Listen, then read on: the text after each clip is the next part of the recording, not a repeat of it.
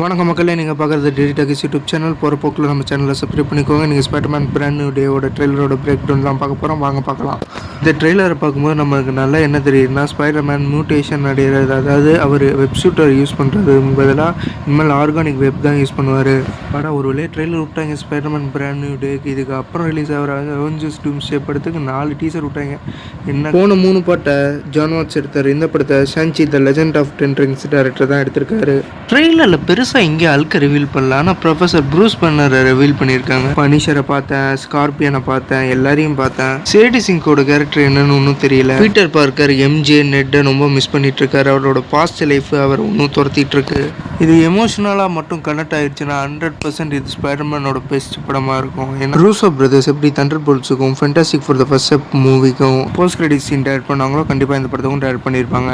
Spiderman no வே home 2021 வெளியானது. 22, 23, 24, 25, 26 இப்போ தான் அடுத்த படமே வருது. ட்ரெய்லரில் சில ஷார்ட்ஸ் எல்லாம் காமிக் அக்யூரேட் ஷார்ட்ஸாக இருக்குது.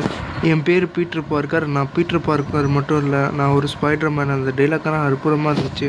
Shanxi the legend of 10 rings படத்தில் போஸ்ட் கிரெடிட் சீனில் அழுக்கு வந்திருப்பார்.